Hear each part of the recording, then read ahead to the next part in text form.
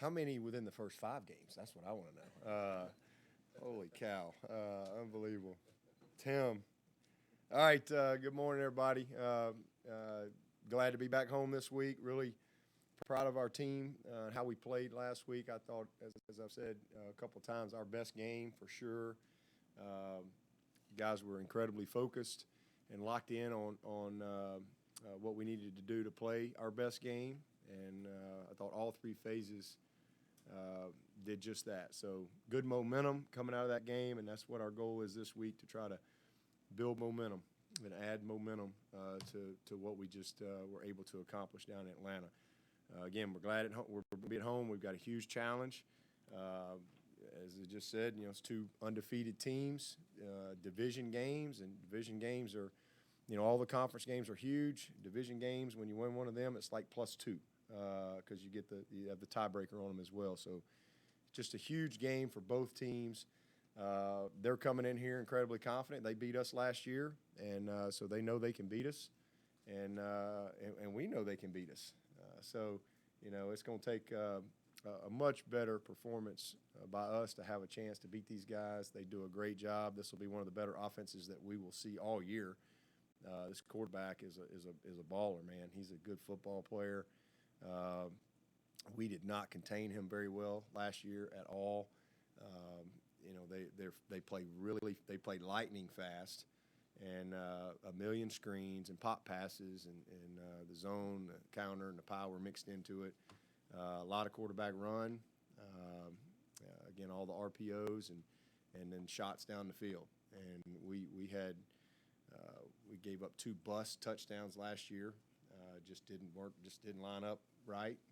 So we've got to make sure that we line up right and we execute the plan.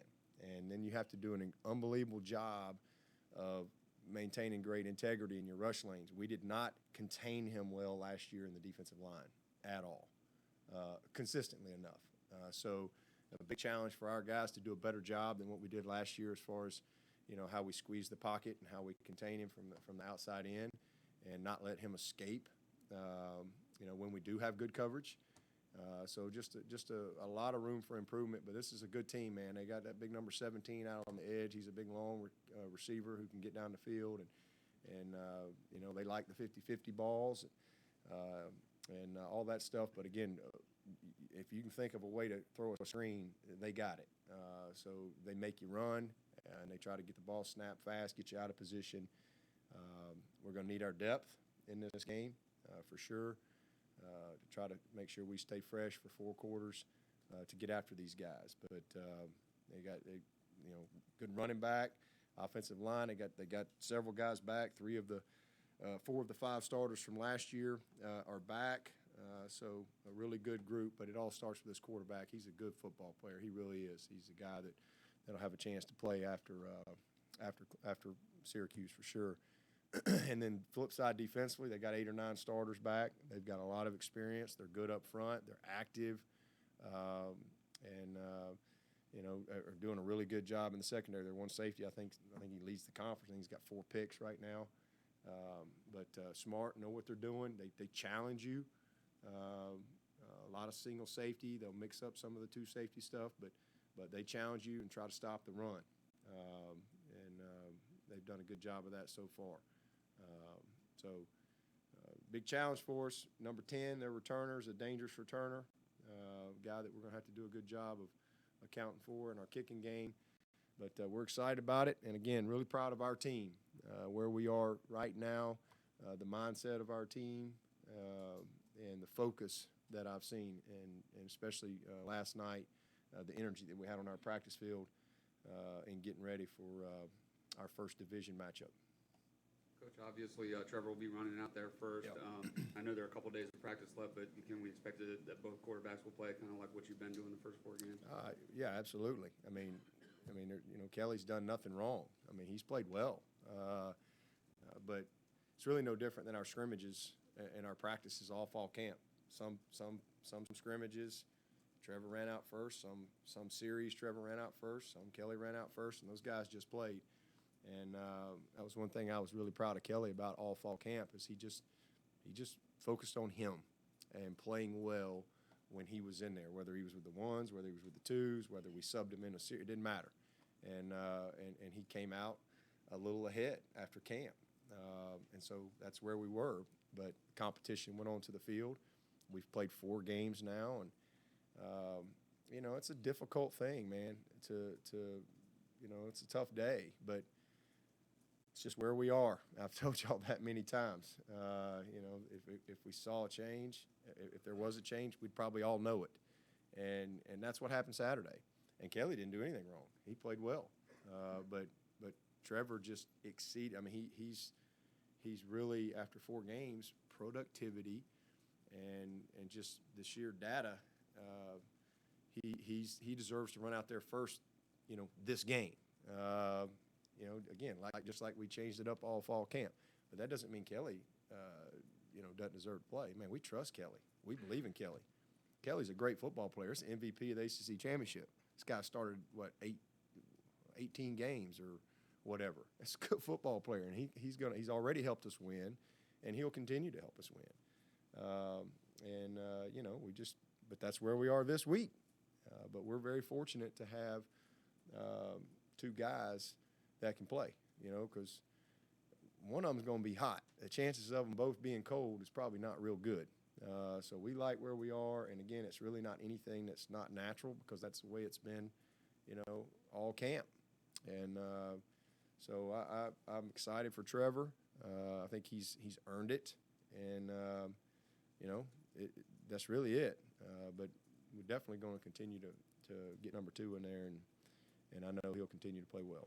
Every opponent has kind of a different way they stress you. What thing about Syracuse caused you to, quote, lose the most sleeping eye as far as what they do schematically or personnel-wise or so? Yeah, I mean, just, you know, offensively. I mean, they're kind of like you played the triple option last week. Well, they're like the complete polar opposite. I mean, you just couldn't have more different philosophies, styles of play, et cetera. And that's what you're playing back-to-back weeks. And, you know, but their tempo, this quarterback, some of the skilled guys that they have, they schematically just how they formation you and you know, just force you to run. You know, they just force you to run. So that's why I said our depth is going to have to come up for us. We're going to have to do a great job on the perimeter in defeating, you know, one-on-one blocks and negating some of their screen game, which makes them go. If you can take that stuff away, you got a much better chance. And then you know, I think they're good up front. I mean, we've got I thought they knocked us back last year. So, you know, that's a challenge too. But our job's to get them ready, and we will. Coach, have you seen anything on tape that has caused Trevor to maybe be more productive, or has it simply just been an execution thing, week by week? Yeah, just execution. I mean, he's just made some unbelievable plays. I don't have it in front of me, but he's like, I don't know, he's got a bunch of touchdown drives, a bunch, you know. So he's just been very, very productive. And again, Kelly's been very productive. Kelly's not done anything wrong. This is not a situation where a guy's played bad, and all of a sudden you're like, this isn't that case. Both these guys have played really well, so this is just rewarding the performance that we've seen, and just the productivity that we've seen. What was that conversation with Kelly like when you told him this? It's a bad day to be the head coach. You know, it's a bad day to be the head coach. Most days it's good. It's a bad day, you know, because I love Kelly. This is one of the, you know, it's emotional for him. Tough day. I mean, I gave him the day off last night. It was a rough afternoon. We don't get him here till 4 o'clock. And, you know, I met with him yesterday afternoon and you know, just Streeter had already met with him on Sunday and talked through it. And I had texted with him and said, hey, let's sit down, you know, Monday. And so we met yesterday afternoon. It was emotional. It's tough. It's tough because he's played well, and there's not a guy that's ever been here. As long as I've been at Clemson, there's not a guy that's more committed to this program than Kelly Bryant. And there's not a better leader. This guy is he's the epitome of what you want. He's what you want your son to be like. You know, I mean, I love him like a son. So it is a very difficult conversation, and he's very disappointed. But you know, I don't have any doubt that he'll show up and go back to work and respond. You know, so but it was tough. I mean, listen, I'm glad God ain't a coach. I can tell you that. I can tell you I'm glad, because as a coach you have to be critical. You know, you've got to rank people. It's hard, man. And I'm thankful that God ain't that way. You know, with God, he's everybody's first team. You know, there is no first team, second team, third team. You know, we're all 5 stars with God. You know, and we all got an eternal contract with warranty. You know, we're under warranty. So I'm glad God ain't a football coach. I know that. And that's not a good I hate being in that situation, but that's my job. You know, my job is to critique, judge, evaluate, hold people accountable, be fair, and do what's right. And, you know, so it doesn't make it easier, but where we are, what we're doing this weekend is what's right. It's just what's right. And we'll see where we go from there. So it's tough. It's hard, you know, it really is. I mean, it's tough. You know, I always tell people, you know, it doesn't always go our way, and you know, you just got to respond. And when we have adversity in our life, or it doesn't go our way, you know, it can destroy you, it can define you, or develop you. And you know, my hope is that this will continue to develop Kelly into being the player that he is, being even a better version of himself, and just continuing to grind and be who he's been. So it's a hard conversation when you have to do that as a coach. It's not something that I enjoy or anything like that, but again, that's my job. It's my job. I know that you feel like you can run your whole playbook with both guys, but how much more diverse does Trevor make your offense with the vertical passing game? Yeah, well, I mean, there's no question he has just elite ability to push the ball down the field. I mean, that's pretty obvious to see. But Kelly's also demonstrated that he can do everything that we need him to do in that regard. He's demonstrated that this year. But you know, just because a guy's got a stronger arm, that don't mean that you can't run the same offense with this. That's not accurate. Kelly, if he'd shown he couldn't do it, that'd be different. But Kelly has worked his tail off, and he can do everything that we need him to do. We don't have to change the offense for either one of these guys. You know, a lot of people think, you know, Trevor can't run. Trevor can run, and the more he plays, the more you'll see that.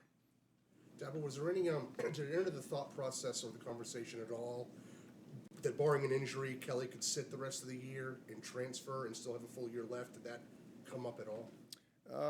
We talked about a lot of things, you know, and I'm not going to get into details of our conversation, but we talked about a lot of things. Like I said, it was emotional, and there are a lot of things that we did talk about.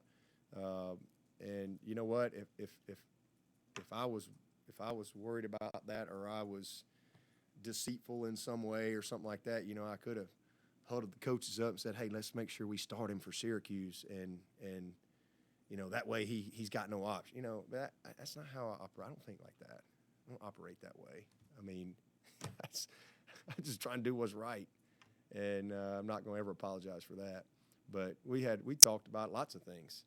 It was a deep, long, emotional conversation, and you know, something that we needed to talk through, and we'll go from there. But yeah, certainly if he walked in here today and said, hey, coach, I don't want to play the rest of the year unless you got to have me, well, okay, if that's what you want to do. I mean, I'm all for it. I love Kelly, and I would be disappointed in that because we need him, but I wouldn't judge him on that.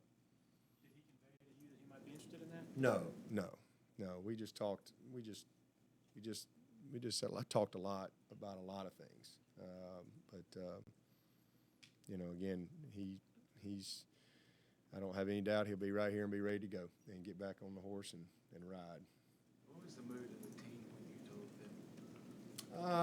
them? I didn't really have an opportunity to get in front of the team, because we had some press stuff going on, and Tony had to meet, and I didn't want to put Tony in a bad situation, so that's why I put out, so I just wanted to make sure that we had the opportunity to talk to Kelly, and so that's why I put out just a statement that Trevor's going to start against Syracuse, and so that's where we were, and then I didn't really get a chance to get with the team until yesterday. We don't get together till 4, and I met with the whole senior group at 3:45 and talked about it with them, and the guys understand. I mean, it's no different than any other position. I mean, we got a lot of seniors that are backups. We got juniors that are backups. I mean, it's competitive at every single position, and every single week, you got to earn it. And just so happens this year, it's a very, very, very competitive situation at quarterback, and but it's a good competition, and it's not like we got guys who can't win. It's kind of like when we had Shaq and Vic Beasley at DN. They were both very different, but both very good, and we played them both. And it's like when we had all them D tackles. When that's what Dan Brooks said. I didn't never know. I told you this. I never know who was running out there first at D tackle because he'd hold them accountable to the last pregame meal. And then he'd say, "All right, you're running out there today."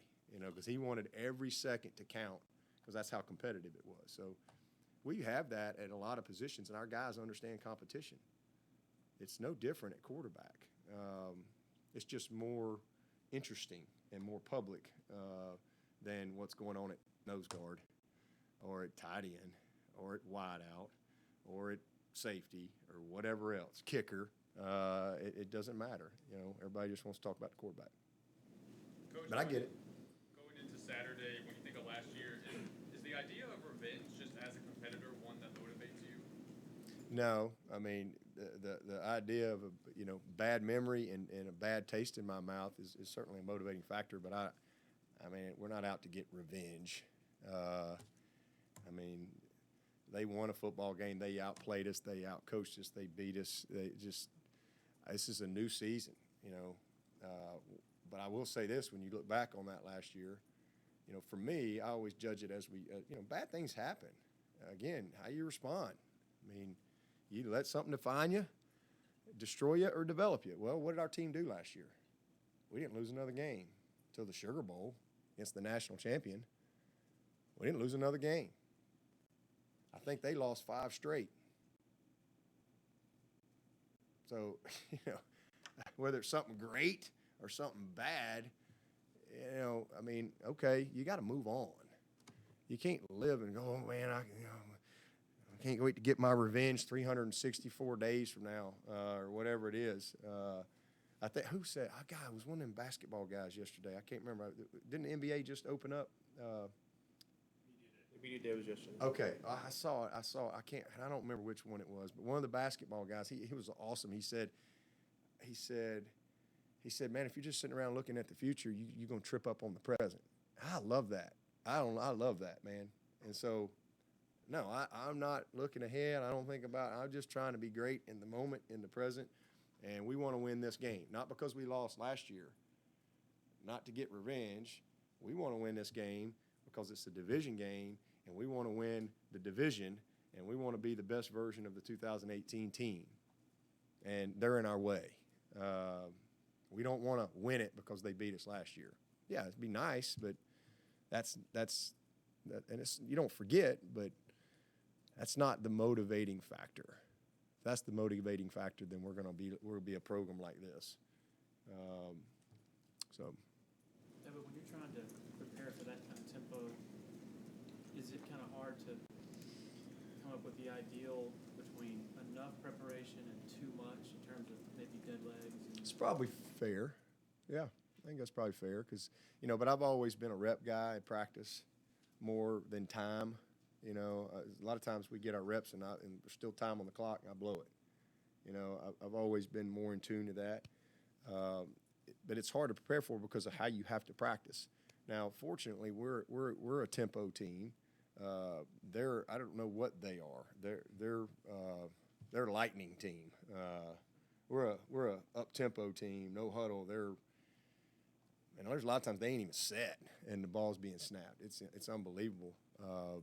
But they're just really, really fast. So to simulate that, it takes you got to practice a certain way. Our scout team has to do an unbelievable job to kind of get our guys ready.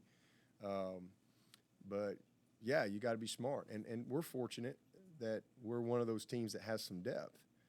Teams that don't have much depth, they may have a bunch of negative plays, but then all of a sudden it's 50, 0, 1, 1, 2, 15.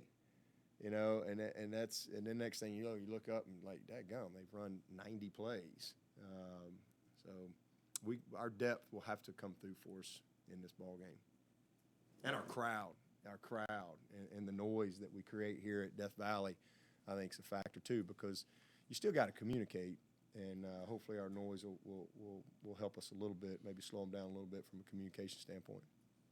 There's a bunch of folks on the quarterback battle, but there any other positions that are kind of week to week, you're not really sure who's going to start until leading up to the game? Are there any of those positions? Yeah. I mean, we all seen it at guard. I mean, we've had a nice little battle with Cade Stewart and Pollard. That's been a great battle, and both those guys are playing. It's made us better because their antennas are up every day, and Cade he's kind of him and Gage, same thing. Him and Gage are kind of our 6th and 7th man, if you will, and really proud of those guys. So we got a lot of competition there. We got competition at linebacker. We got competition at wideout, and obviously at quarterback there. We got, I think Feaster's made a move, and he's a guy that's showing that, hey, don't forget about me. I'm pretty good. I can make some plays here. So we've got good, healthy competition going on, and again, some of these positions, it's pretty close, and you're going to play multiple guys, and so yeah, it might be this guy had a bad game, this guy played better. Well, hey, he goes up for the week. But I think for the most part, I think Nolan Turner is a guy that's really a guy that's competing for more. Really encouraged by what we've seen with him. Sounds to oversimplify it, but with all the positions, the quarterback jumps out at you. I mean, does it come down to just asking the question, who can we win the national title? When it comes to a quarterback decision, who can we win that biggest prize because you're at where you are right now? Our goal is not to win the national title. I know that's everybody else's goal. Our goal is to win the division. Our goal is to beat Syracuse, and that's never been a goal. That's a byproduct of what can happen if you take care of your goals that we have. And I will say this: we can win the national championship. If the good Lord blessed us and we stayed healthy and everything went just, these two quarterbacks we got are good enough to beat anybody on any given day. And everybody wants to put last year's Sugar Bowl and Kelly Bryant, and they don't have a clue what they're watching. They have no idea. They don't understand what happened in the game, the flow of the game, the circumstances of the game. They have no clue. It's just like, oh, Kelly Bryant. And that is such a bad narrative. And it is so far from reality, it's not even funny. It really isn't. And so now it's, oh, Kelly can't win the national. Give me a break. That kid can beat anybody any given day. No doubt about it. Sounds like from what your coordinators have said, Dabo, what you've said, that with Feaster coming through the knee procedure and then Travis's ascension and being dropped in the depth chart, you guys are really completely pleased with the way he's kind of navigated those rough waters. He's responded, And, I mean, he's a very talented player. We all know that. But his sense of urgency is the best it's ever been. And you just see a little hunger in him. I really, really like what I'm seeing out of Feaster. And we need that, you know, and that's kind of been my thing coming into this season. I really felt like our backs would be as good as we've had. And I think they have been. I think we're in a really good situation at running back. And they're complementing each other well. We've got a good rotation. These guys, they take care of each other. We still got to get Linjay, you know, a little bit more, you know, close the gap a little bit from a dependability standpoint and a discipline standpoint on what he's supposed to do. But he's as talented as any of them. But he's just not as complete a player right now. Dabo, we were told that both quarterbacks will be off limits this week to interviews after the game. What's the reasoning there? Just give them a break. I mean, these are kids, and you know I knew it was going to be an emotional couple days, and it's just one less thing they got to deal with this week. They've been available every week. We make our guy y'all. Some of y'all need to go work somewhere else. Y'all realize real quick the grass ain't greener. We probably make our players more available. I'm accessible, and I let you guys talk to my coordinators. You know, it's not that way everywhere. You know, and so that's just my right, and I wanted to protect those two guys. They can handle themselves just fine, but it's just one less thing that they have to deal with. You know, so they'll be available after the game, and we'll move on. But y'all have all been young people. I mean, we've all been young people in our lives, and sometimes when you're disappointed, you know, it takes you a little while to kind of, you know, get your breath and realize that this isn't the worst thing that's going to happen in your life, and you know what? Let's move forward. And so I just felt like it was best for both of those guys to not have to deal with all the drama that would come. And for y'all doing your job. I mean, that's just your job, and it's what y'all are supposed to do. But I just felt like it was the right thing to just take that off, not burden them with that too. And let's move forward and give them a couple days to move on, and we'll go from there. Coach, I know you touched on Skowski the other night. Just to clarify, and you lost Kendall Joseph, so you brought Skowski in the first half. Would you like to be able to save those 3 more games that he's got with the redshirt rule for later in the season? Yeah, I would. I would like to. But, you know, we got to do whatever we got to do to win the game we're playing. And so, again, we reserve that right week in and week out. But we felt like last week we were going to need him.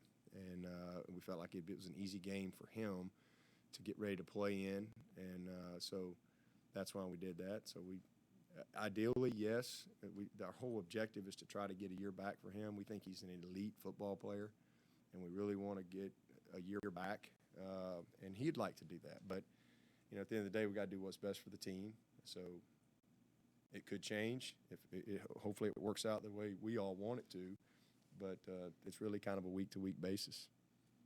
Some insight into how hard it is to get calls in and to get set, not just against their tempo, but when they show tempo, stop, and then you're adjusting, and then they snap it while you're going to a different call. Yeah. Well, we're a no-huddle defense, first of all. So we never huddle on defense. So that makes it easier for us. And our calls are easy. We don't have – you know, red left slot, sprint right, you know, option, Z curl, you know, funky Cole Medina. We don't have that, you know. I mean, we don't have calls like that. I don't know where that came from. That was a great song, though. Is that Tone Lope? Yeah. Tone Lope. Anyway, we don't have calls like that. So it's not like, you know, we're all huddled up and, oh, crap. You know, we're no huddle all the time. And we have easy calls that we signal. And so the biggest thing is we have to do a great job of giving them the call. And the whole purpose of that is to try to make you simplify. and not be able to be as elaborate as you'd like to be, not be able to disguise as much, not be able to sub like you'd like to. That's really the whole purpose of that. And so you got to get the call in, make sure you got a kind of a catch-all call, because they may come out in something crazy. You got to have some base rules. But again, we're no huddle and up-tempo defense, so we know what we got to do. But we've got to make sure that we give it to them, and then they'll hurry up, and then they look over. And then the other thing they do a great job of is they do a great job with their hard count. You know, there was a situation in the game last year. I mean, it's 3rd and 15. Dadgum, they're hurrying up. Boom, hard count. We jump offside. 3rd and 10, they end up getting it, and wouldn't have got it. So you just have to be very disciplined, and you got to key the ball and get lined up, key the ball, because when the ball snaps, that's when the game is played, and you can't get distracted by all the stuff they're trying to create distractions with. So it's a challenge for sure, but we play them. I mean, how long's Dino been there? Is this his 3rd year? So this is 3rd year. I mean, so we're figuring it out.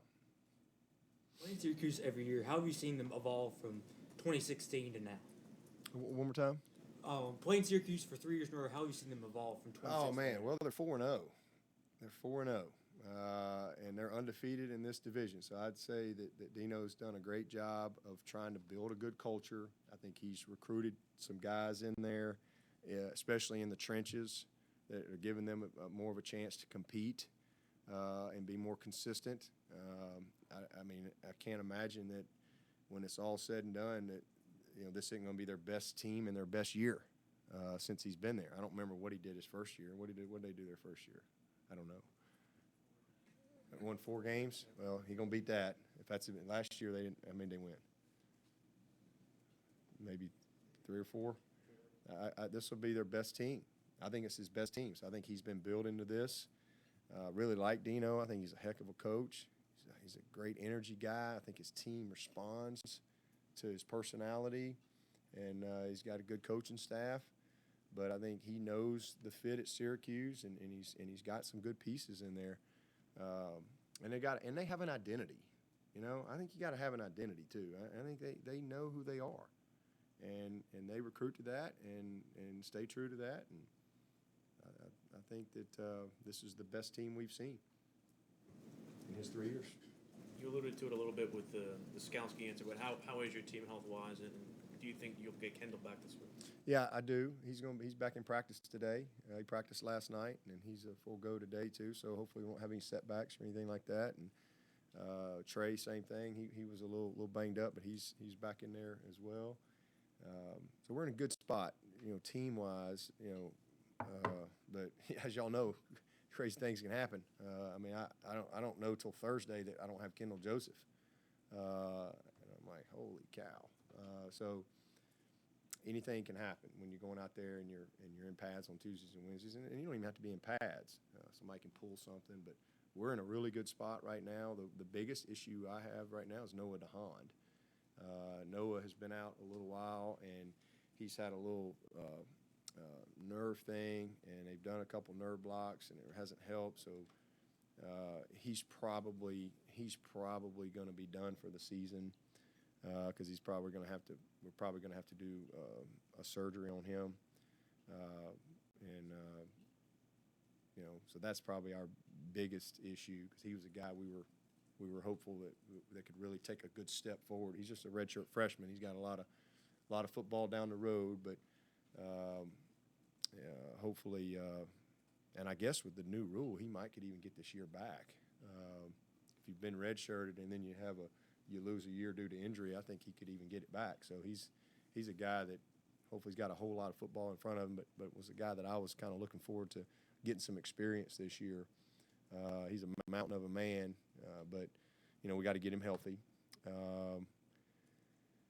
Ben Batson, hopefully will be back. He's had a broken finger for like 4 weeks, so hopefully we'll get him back here, throwing a little bit more this week, and get him going here pretty soon. And Will Brown is a little receiver we've had that literally tore his hamstring like the 3rd day of camp and has been out the whole time. And so, we're in pretty good shape as a team, and hopefully it'll stay that way. Is Spires being pushed at all? Go back first. What was the conversation with Trevor in terms of, was it just like you're the guy, or was there some expectations? Hey, we're going laid to start out? this week. Okay, coach. Hey, man. Good luck. Proud of you. You earned it. You're good. Okay, coach. Hey, man. Love up on Kelly. That's it. I mean, it was very simple. He's not a long, drawn-out conversation guy. But what was he asking? What was it? Competitions, I was wondering if Spires is being pushed at all. Yeah. Oh, yeah. Man, that's been a great battle. We weren't able to take Carson this week because we were hamstrung by our 72. We had about 80 that we really wanted to take, but the 72s with our roster this year, 72 is tight. We're leaving some good football players at home, and I mean we didn't even have Kendall or Jordan Williams, who's back by the way. So we're excited to get him back going. But so we Potter was our next punter, and Renfro. Renfro can punt. That's one of the things that's people don't know it, but that's one of the things that's going to help him at the next level. He can punt. Renfro can. He is if he just did punting, he could do it. So that'll be one of them things that when the scouts see him, they're going to be like, holy cow. He's a unique kid, man. But so that was kind of how we handled that last week. But yeah, it's been good competition. It was great competition in camp. And then we kind of went got into the game weeks, and sometimes y'all see games, but everything, we track everything in practice, and we'll kind of separate it a little bit in practice, and he still he's done fine, but there's still a lot more tank in the tank for Will. Had a good week last week. They had one return yard. It's a big challenge this week because this kid's really good, but. Carson is not going away. He's at some point we want to get him some opportunity. We've had a couple games where we wanted to get him in there, but we didn't really have to punt. We punted one game. So hopefully he'll get some opportunity on the field as well as we go. We're talking about identity, and every program has an identity. When you took over as head coach in 2009 and you went about establishing that, was that a subconscious process or was that a conscious choice? Okay, I want to do this kind of offense, this kind of defense, this kind of team. And both personnel and schematics and all that stuff. Subconscious. Does that mean I'm not really thinking it, but I'm thinking it? I'm not real sure. Yes. It was very much conscious. I may have seemed subconscious at times, but I was very conscious. My wife says I'm subconscious sometimes. But I think I was conscious. I got a few moments I'd like to forget, unfortunately, but I was conscious. You talked about streamlining communication on defense. Does that mean that you change your substitution patterns a little bit to make sure that the guys who are maybe the best or more experienced at getting calls and disseminating information, checks, and that sort of thing, do you have to play those guys more snaps, or do you still delegate that responsibility whoever's in the game? Yeah, well, the coaches kind of handle that. I mean, there's times that I sub. I mean, I sub both sides. I'll sub offense. I'll sub defense. There's certain guys I want to see. I'll sub special teams. But for the most part, the coaches manage that. But you have to, guys are going to have to play some more snaps depending on how they sub. Now, when they sub, then we have the opportunity to sub, and we have to take advantage of those opportunities when we feel like it's needed. And then other times you got to pick your spots. Maybe it's a play and the chains are moving, and you got a chance to get a guy in there. So they're not a bunch of multiple personnel. They're pretty much 11 personnel, 10 personnel, a little bit of 12. But those are predictable situations. They're not going to spend a lot of time at first down in 12 personnel against us. That's not how they're going to play. That's not who they are. So you have a pretty good base going in of, hey, these are the personnel groupings. These are the main two.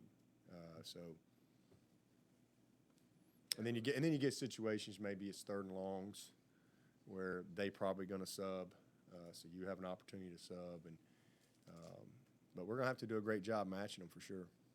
Dabo, can you explain what Amari Rogers brings to the table and makes him so successful in the return game this year? He's just tough, and he's committed.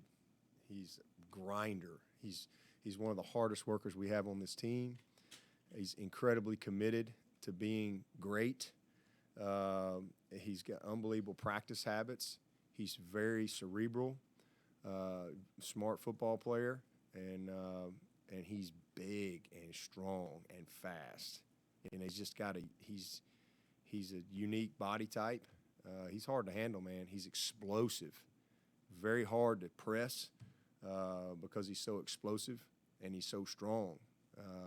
He's 215 pounds of gristle. I mean, and can motor. So he's had a really good 4 games for us, and I think he's got a bright future in this offense and beyond. Man, he's a dynamic player, and you'll see more from him as he continues to grow and mature. Anybody else? All right, thanks, guys. All right, thank y'all.